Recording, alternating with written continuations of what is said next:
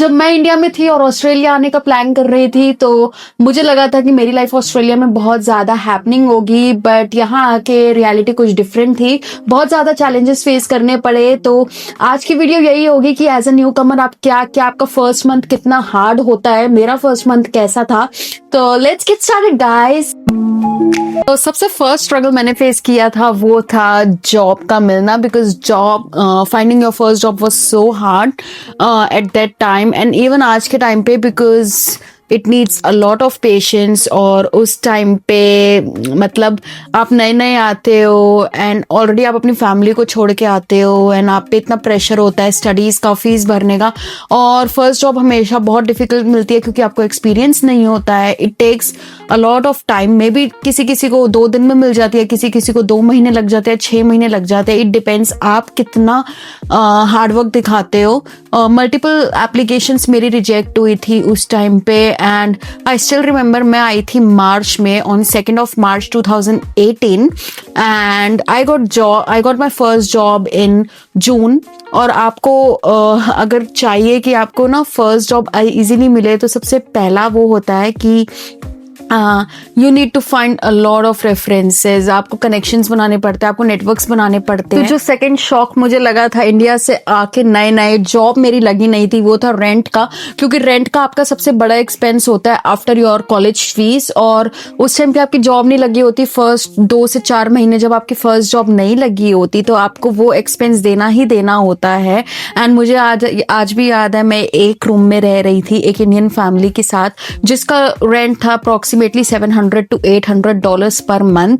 और रेंट तो आपका जा ही रहा है, आपको बॉन्ड भी देना होता है, आपको एडवांस भी देना होता है और आपकी जॉब नहीं लगी होती तो वो बहुत ज़्यादा डिफिकल्ट था उस टाइम पे। So that was the hard time. और जो एक और चैलेंज मैंने फेस किया था वो था लोनलीनेस। बिकॉज आप नए नए आते हो इंडिया में, ऑफकोर्स आपकी फैमिली होती है। जो स्टूडेंट्स आते हैं उनकी यहाँ पर मोस्टली फैमिलीज नहीं होती है, वो अकेले अपनी पूरी दुनिया छोड़ के, अपनी पूरा देश छोड़ के आते हैं।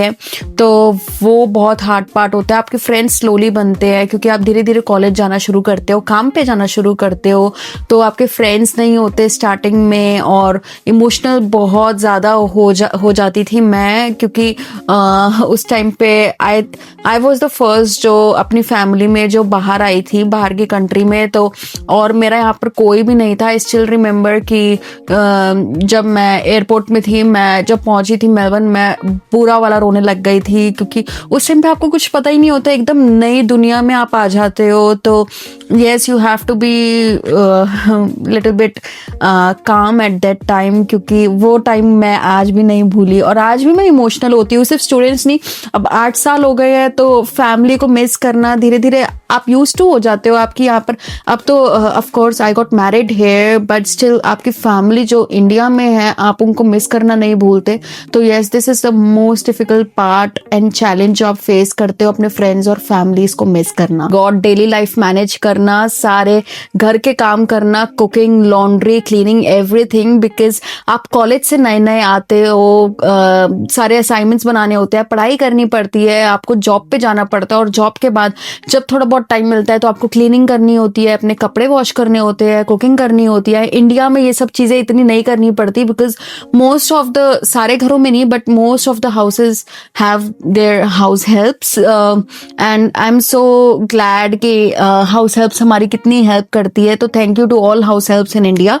बट और किसी भी, सिर्फ ऑस्ट्रेलिया नहीं, कनाडा, यूएसए, यूके, आप जहाँ पर भी जाते हो आपको सारे काम खुद मैनेज करने पड़ते हैं।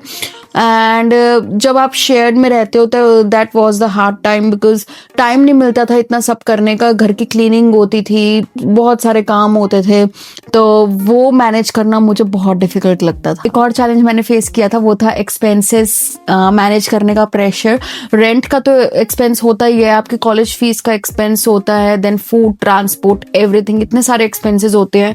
तो वो मैनेज करना बहुत मुश्किल होता है क्योंकि जब आप एज अ स्टूडेंट आते हो तो you can only work 20 to 24 hours. I'm not sure आज के टाइम पे, I think it's 24 hours, not sure. But उस टाइम पे जब मैं आई थी 8 years बैक, it was only 20 hours per week. और 20 hours में आपके सिर्फ सारे एक्सपेंसेस बहुत मुश्किल से निकल पाते थे। तो I was not able to save for the fees. तो वो प्रेशर होता है स्टूडेंट्स का। बट माय एडवाइस है कि आप वीकेंड पे ट्राई करो काम करने का, एंड अच्छी जिसमें अच्छा पे रेट हो उसमें काम करो। एंड अगर आपको वो वीडियो चाहिए जिसमें व्हाट आर द जॉब्स जिसमें आपको अच्छा पे रेट $40 to $50 तक का पे रेट मिल सकता है, तो I will make that video, comment section में बताना।